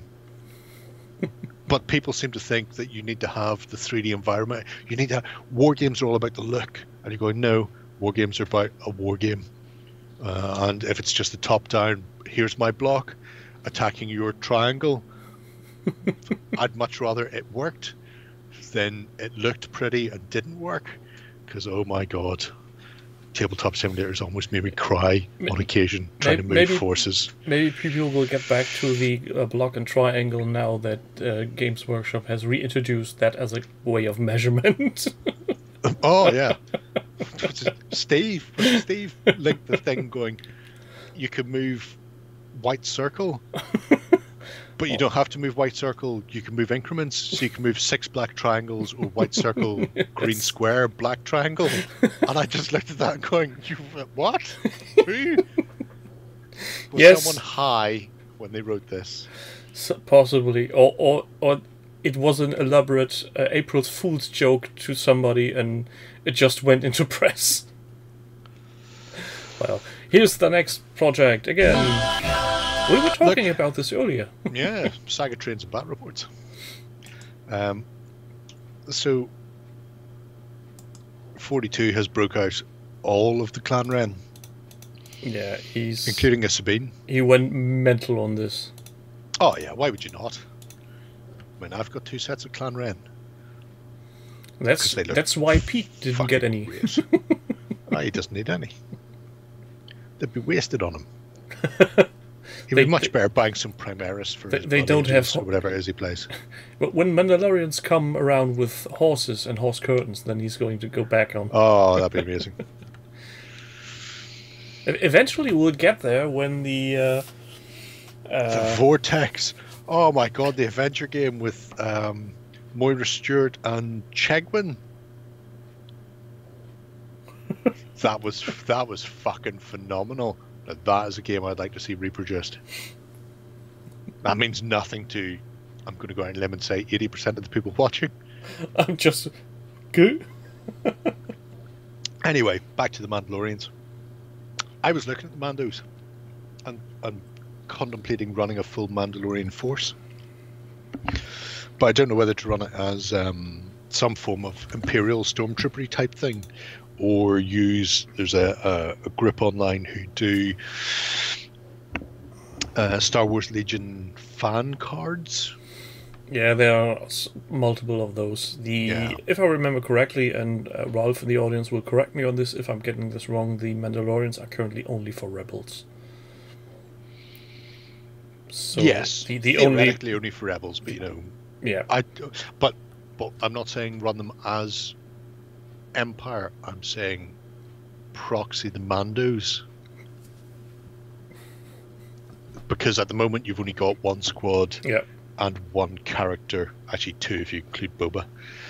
So you've got two characters and one squad, but to make a full viable force, using multiple Mandos, and actually just run it as a Mandalorian faction. So you may be taking, Empire or Imperial stat lines, and then just going, well, in this case, the Emperor's Guard is or the whatever happens to be is Death Troopers could work. Yeah, that type of thing. Because I think it'd be really nice to see an entire Mando force on the tabletop, not aligned to Rebel or Empire, just coming in and kicking the shit out of people. And the Mandalorian set is actually one that would be very viable to do this, because they have multiple arms and poses. So they actually are getting into the direction that is multi-pose models. Not quite there yet, but they sure have more poses than the recent Orc release by Gwulu.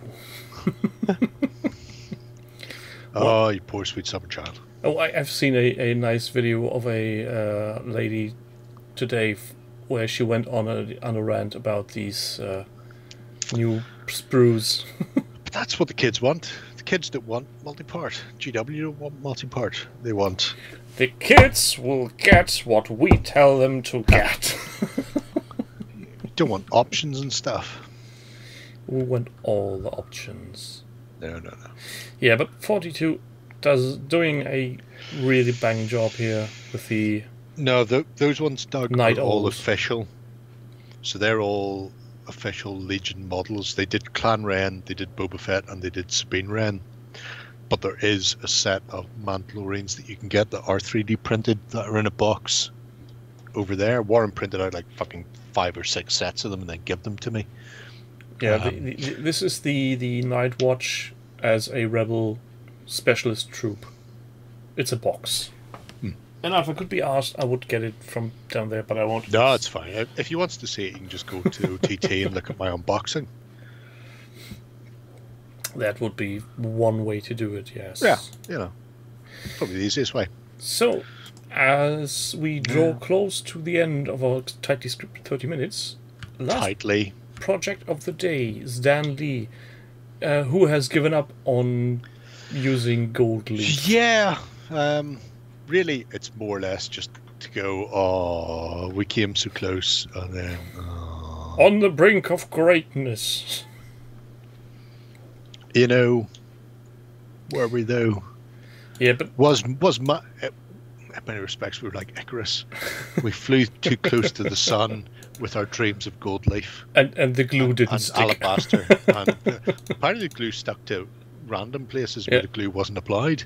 It stuck everywhere, but not there yeah. where he wanted them to have. So, if you've not been playing along at home, Dan, I've been trying to gold leaf up some of the Raging Hero stuff to make it look like the renders, all alabaster, gold, and one color. And we were going, yes, this is magnificent. And then ran into the problem that applying gold leaf is actually tricky as fuck. You can see why it costs so much when you get your lovely, intricately carved sideboard with gold leaf on the acorns and stuff like that. So this is the project entry that he had, and where I was a bit Yeah, sad. I know the Vortex. That's why I said it was thing. You might want to. We'll tag Sundancer in that. Sundancer. There's the adventure game. If you want to know what it is. An adventure game. Hold on a sec. I'll just use a different browser. I'm almost positive it's Keith Chegwin and Moira Stewart without looking. You can tell me when you see them. Is it Keith Chegwin and Moira Stewart? David Jip and Madeleine Smith brave the Vortex. I don't know who those people are. Watched by the mole Leslie Judd. Who the fuck are any of those people? That's not Moira Stewart and Keith Chegwin. It's Keith Chegwin in it. Now you're making me doubt myself. This is a very weird version of an early... Oh, it was fucking amazing.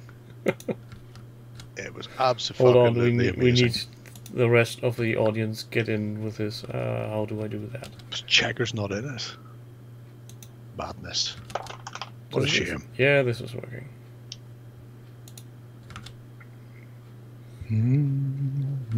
And now they're standing on some kind of... Yeah, you need to get to the Vortex at the end. They couldn't see where it was, and so they were just stepping, and then occasionally they re-exploded. That was the Vortex, how they escaped at the end. And nobody told them where to go. Exactly. Because they didn't know where to go. But why are the other people then having a... Essentially, it was a game show. So they would do various... They would be transported to the space station. They would have to go through like the crystal maze and solve various problems. And then at the end, this was the final part, the Vortex, where they had to try and get out. And they made one move, and as they made a move, then somebody would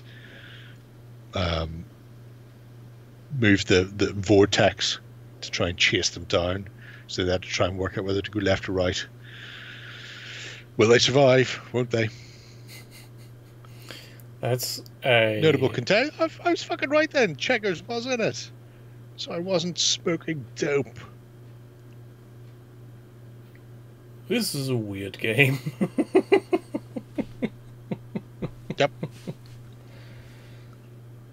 And now she's getting sucked into the vortex, does she? She might not. No, she will now.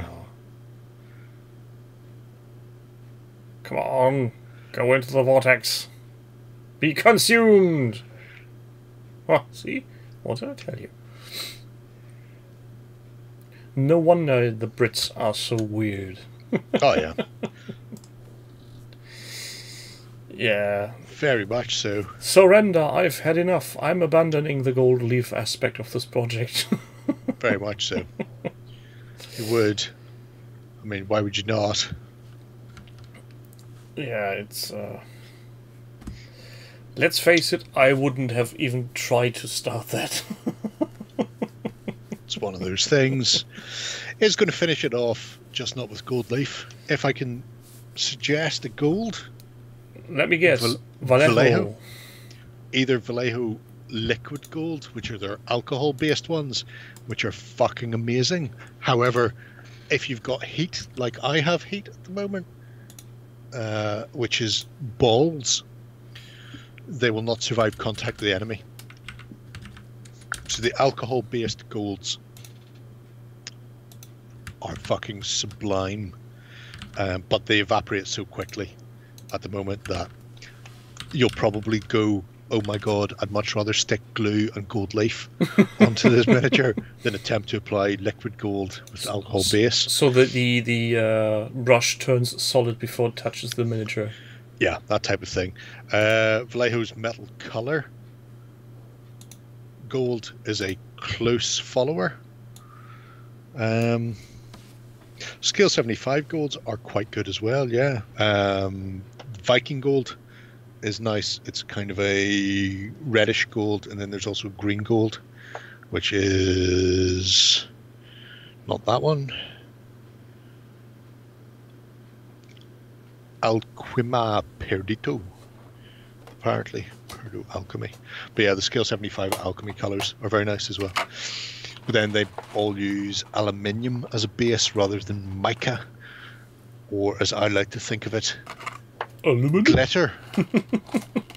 There are companies use mica is cheap, but mica is what makes it look like there are fucking big square chunks of glitter suspended in your metallics and are utterly garbage.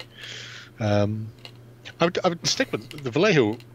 I think the Vallejo ones are slightly cheaper as well, weirdly. Vallejo or Scale 75, great if you want as close to gold leaf as you can get. I think the alcohol-based liquid gold. I think Thomas has a very, very valid point. He should make a mold of the terrain and cast it in bronze. Oh yeah, oh you can do that. Put it all together. Do what do they used to use? Straw, dung, and clay. And then just set fire to it. I think he wouldn't even need that. I've seen somebody using 3D print at a casting, making the model they wanted to cast and putting it upside down into the casting sand, where you pour all the metal in, and just pour the metal over the plastic, because the plastic gets totally evaporated by the hot metal. I don't know if they use a special plastic for that. No, it wouldn't make a difference. The issue I would have is that when you're casting using casting sand, you're normally only doing one face. So if it's a 3D model with multiple angles, as long as they're not undercuts, there's no problem, because they do belts like that way. In that case, you may as well just get the straw and cow dung. Half the fun Lost is... wax process. Exactly, Taurus. Exactly. Well done, you. Just sit there with your straw and cow dung and build it round your model. 10 points to Gryffindor. Once it's set fire to, you get that lovely cow dung smell. But burning. So it's barbecue. I would not eat that barbecue. That's because you never tasted barbecue properly. Oh, yeah, no. Just GW. They've always loved the mica-based stuff, probably because it is so fucking cheap. But you would be just as good going down to an art store and getting glitter and opening a dark grey and just pouring a handful of glitter in and shaking it. You go, there you go, now I got my metallic. Are the old GW paints seem fine? The ones with the white lid that are now coat of arms? It's a bit old gold and shining gold are in next door. I'd have to go and have a look. Because there was definitely a change at some point where it looked like you could pick the individual squares of glitter out. Yeah, and in GW metallics. With the bolt gun metal and mithril silver, you can't. It's just if you leave the paint sitting for too long on your wet palette, it just separates, but you can't make out silvery pigments. Yeah. Until the moment you rinse your brush, then you have some sparkly bits in the water. Oh yeah, you've got amazingly sparkly water. Just use a glaze medium to bind it together again. It will cut down on the separation. Yeah, I think I've got lead version from one of the magazines they did. Wow. We can't even give this stuff away. Give it to your daughter to finger paint with. Although you may want to sieve it first to get all the sharp edges out. No, I think I may be wrong. No, it's Retributor armor. Just thinking, wait a minute, I've got another one somewhere. Not that. No. Is it you? No. Aha! Oh no, it's another Scale 75. Metal and alchemy. Thrash metal. We are spoiled for choice in paints. Lucky us that there are 2 YouTube painters doing a Kickstarter for their paints right now, so we have 2? more. Yeah, Who's the other fucker? He was mentioned on Discord, and I've seen him before, but I never heard of him before, so I really... Right. Oh no, I'm so interested. I must go and get his stuff. I'll try to look it up. There's what's his face again? And he was even more expensive than the one from the Duncan. Huge minis. Does he hum on your balls? Huge minis. I've never fucking heard of him. Hold on. Oh no, don't bother. I don't feel I need to care. For the folks in chat, here's the link, and this is what they look like. Right. Tabletop Game Supplies Huge Miniatures by Brinton Bohm from Cleveland, Ohio. Never heard of him. You know who I like? I like Marco, who goes, Hello, "Hey guys, it's Marco. I'm using oil paints. I've got these. These are expensive ones by MIG Ammo, but you can use any of these other cheap, shitty ones." Going, okay, I will then. Thanks. Yeah, it's he's a bundle of joy. Sure. Isn't everyone? Imagine him I'm doing not. a Kickstarter. I can't. I don't know who he is. No, I mean Marco. Oh, Marco. Oh, yeah. Just, I'm guessing what would be best sold by him. Motivational cards. Motivational speeches, maybe, from Marco. Motivational painting videos. Yeah. 2 hours of hello. He put up a teaser today of a Goblin from MV Creative's new Kickstarter, which went live today. Oh, then, the ones with the nice noses, the goblins. Yes. Yeah. Yeah, I've seen that. Oh, they're great. I'm not saying I'm I'm a bit tempted, but I'm a bit tempted. back the last Kickstarter. Fucking loved them. Was signed up in advance for this one. Went live. Backed it for everything. And then a couple of hours later, Marco went teaser and put up the Gotrek Goblin.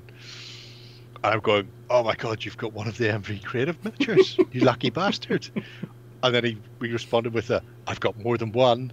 Going, Marco, you're only 2 hours south of me, mate. It won't take me long to fucking find you just by peering in every window and down I will find you and I will. Yeah. Just saying, you should wind that neck in there. Yeah, I'm really tempted by the Witch Hunter one. What's it called again? That's true, Fulcrum. Or something. Ammo. Yeah, the stuff.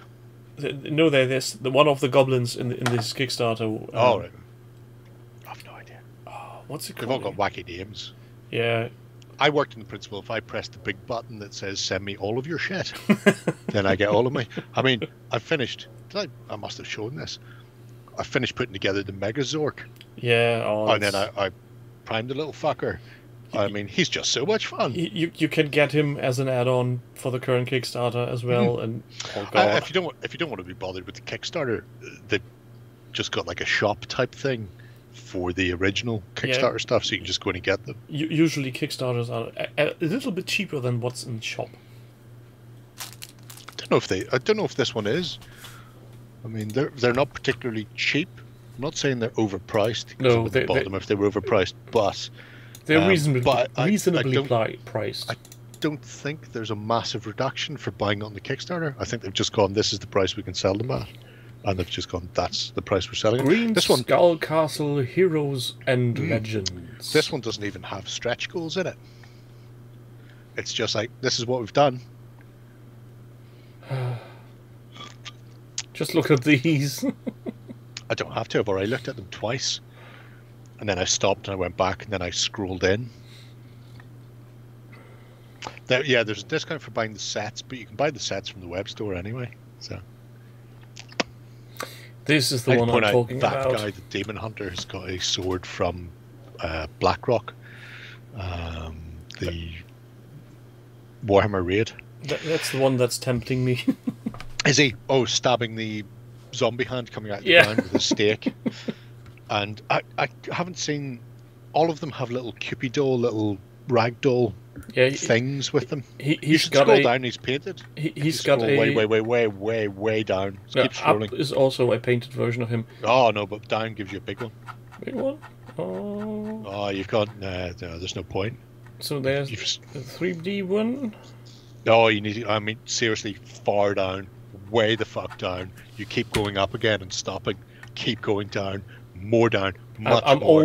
all further down. than that. It's there not we go. possible to go down more. There he is. See, told you. Yeah, and I love the little dolly. Yes. Hiding behind the gravestone. Hiding. He's creeping around behind a gravestone. And he's just peering around the corner to see what shit's happening. And they're fucking everywhere. They're adorable. Yeah. They were talking about doing a game with this, and I hope they do. I'm not sure what they're going to do.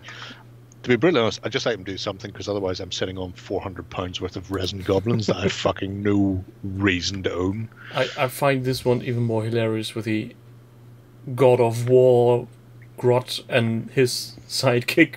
Is that what he is? Because Boy. that's the one who's carrying the sword from is it Upper Blackrock Spire? No, that's the thing. What the fuck was the raid in Blackrock? Oh my Christ, come on, nerds. You're bound to have played Warcraft. I never did. Not World of Warcraft, at least. Blackrock raid. Not Foundry. Fuck your Foundry. Or maybe it was Blackrock Foundry. Oh no, hang on, they've changed everything, haven't they? They've crunched everything, so it's not that. Yeah, Blackwing's Lair. Sorry, it just came to me in a flash. Blackwing Lair. Anyway, yeah, that sword comes because I have it on one of my characters in a bank somewhere. And I'd say before Taurus gets completely annoyed, where is it? See, there it is. 3D printer in Dublin. Slaughter.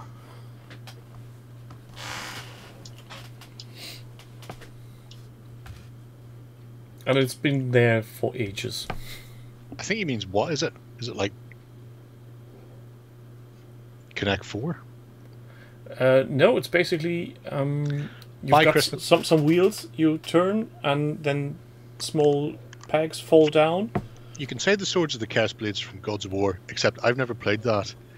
But Blackrock Spire is 15 years old, and I have that sword. So that sword is from Blackrock Spire.